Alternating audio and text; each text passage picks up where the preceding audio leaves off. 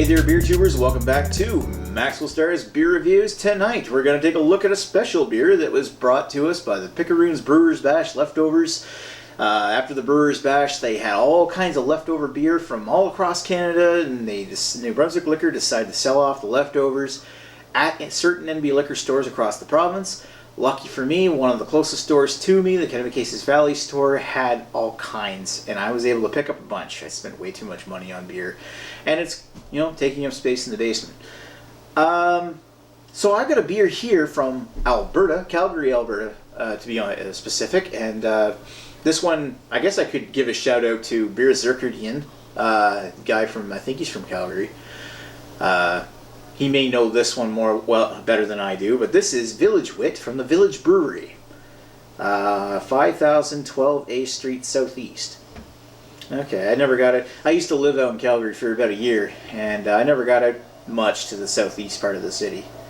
So that's probably, sounds like it's really close to the city center. I lived up in the northwest, so. Anyway, so this is a Belgian wit beer style, white wheat ale. Finely crafted unfiltered wheat ale in the Belgian tradition. The color of straw with a delicate white haze, crisp flavors accented with the orange zest and coriander. It is a classic, so get on with wit. Ooh, witty. 4.5% ABV, 330 milliliter bottle. Now I bought this in a 12 pack. Actually, I bought a whole bunch of beer at the Picaroons Brewers Bash leftovers. And I went back in like a week or two later, and there was just this one lonely looking 12 pack of beer, the Village Wit. And I decided to give it home. I mean, really, it was for craft beer. It was like $24.99. I mean, the Brewers Bash leftovers were actually, some of them were a really good deal, because some of them were like bombers, like 650 or 750 milliliter bombers that they were selling for $6. In beers that they normally would charge like 10 or 12 for something for if they were to be sold normally, but they had all kinds. It was pretty awesome time, but that was 3 months ago, and I got to get down to drinking some of these.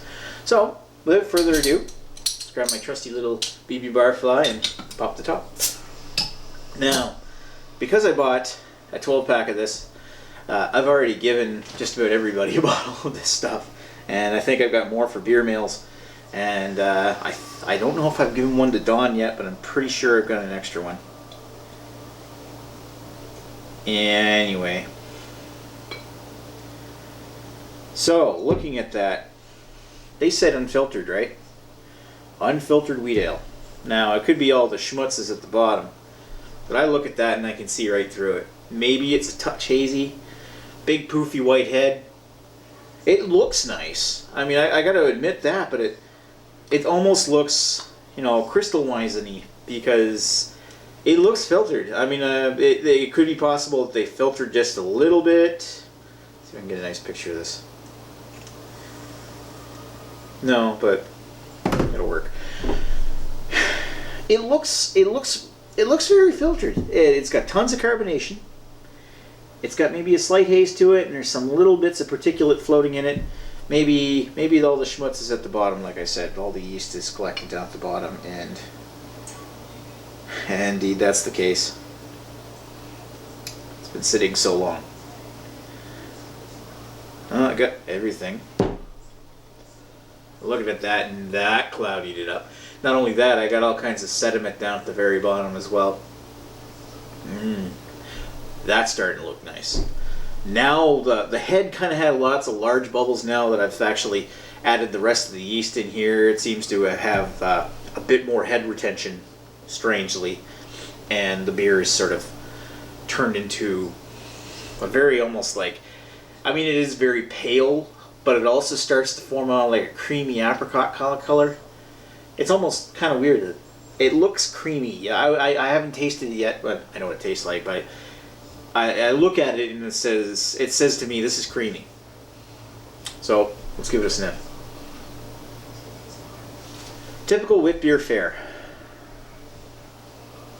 Touch herbal, orange peel, and not so much orange specifically, but orange peel.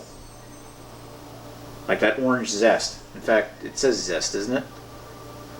Yeah, orange zest. Orange zest and coriander. And you know what? I mean, maybe there's a touch of coriander there, but it's not as present. It's not as prominent as a lot of wit beers are. Overall, that smells quite nice. I don't know. Put it in the hatch. Cheers.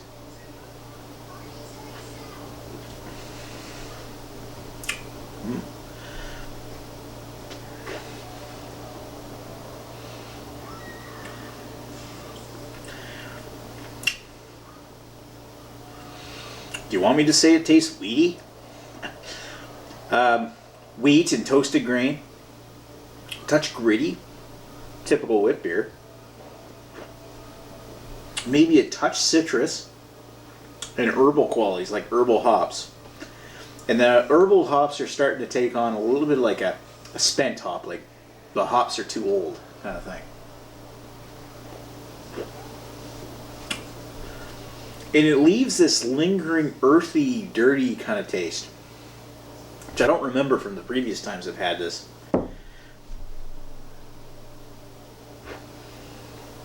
No.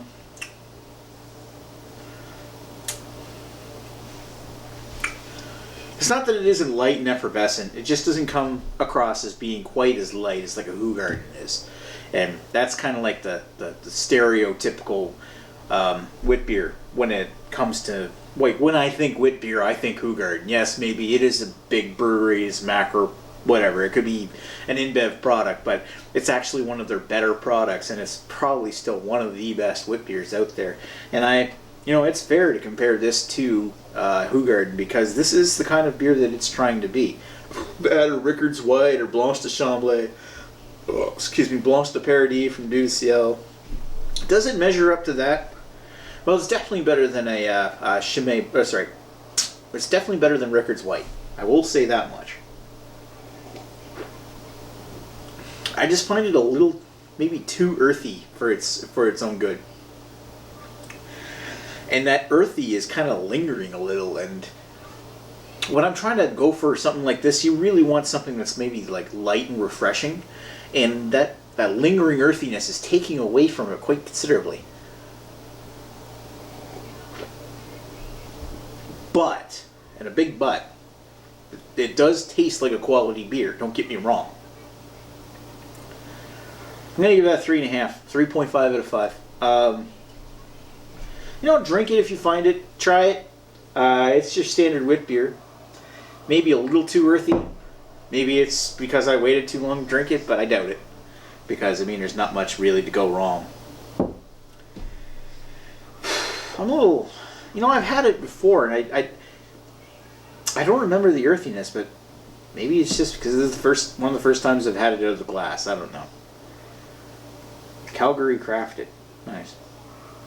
Packaged on... Oh, cool. It's actually got a packaging date. This is packaged on June 19th, 2014. So, yeah, I bought this in August. It was 2 months old. And it's now November at the time of this recording, so... It's not that old. 4 months? 5 months? Yeah, 5 months. Should be okay. Just has this lingering earthiness, and that's the biggest thing that puts me off. Other than that, perfectly fine wit beer. Anyway, thanks for watching Maxwell Starr's Beer Reviews. Talk to you folks later. Cheers.